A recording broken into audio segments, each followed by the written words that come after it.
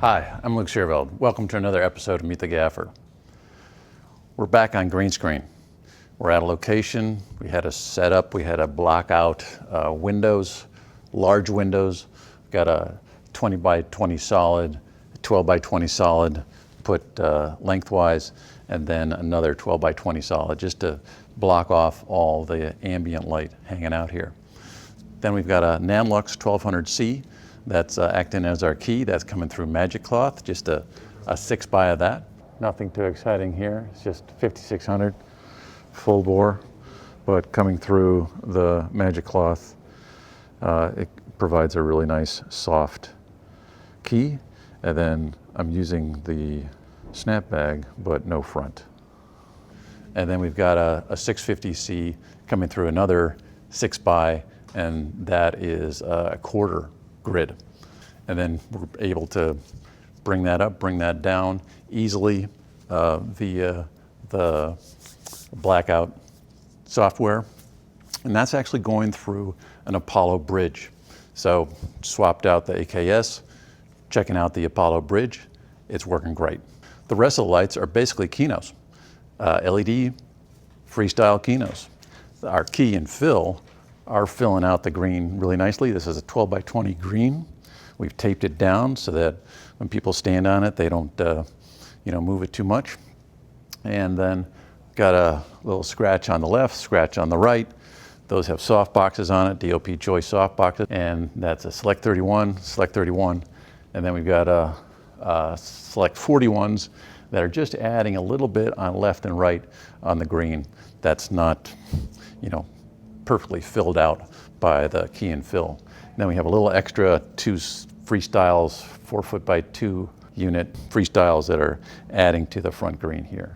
And we've got some backlights that are 2 foot Freestyle Kinos in old Kino housings, and that's just adding to the top of this green. And then for another scene that we're doing, we've got a little kicker Q5 light that's coming in. In the realm of things, it's a simple setup, but it took a little bit to make happen. So one little thing to show about the Apollo Bridge is that you've got 5-pin DMX out and in. So what I'm used to is having the AKS that I can make a analog board into a wireless board by sending DMX into it. Here, when you're using the Apollo Bridge as a sender, a transmitter to all the receivers in your units, you can also use it as a hardwire output. So here, for instance, I have a Q5 that is just 5-pin in, and I plug in the other side of the DMX into the Apollo Bridge, and now through blackout I have control of this unit where I didn't have to run wireless to it. It's just nice to have that option. Also, if for some reason you're having latency issues, you could just go straight out of your transmitter box with 5-pin DMX to all your units, and away you go. Kind of a nice plus. The downside of this box is that it doesn't have an internal battery like the AKS, but it's a nice option, especially if you're in a setting like this where you don't have to move around a lot. Thanks for watching. We'll see you again next time.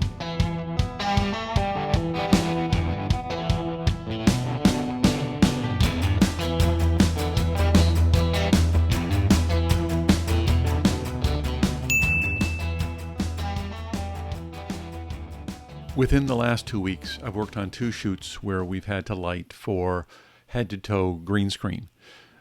The 1200C and the 650C in combo as key and fill have worked really well here in daylight, and then also on a stage where we were working with 2K space lights above, and so that was in tungsten, and that worked really well. I have to say that these 2 units nice, large, soft, high output panels have been a joy to work with.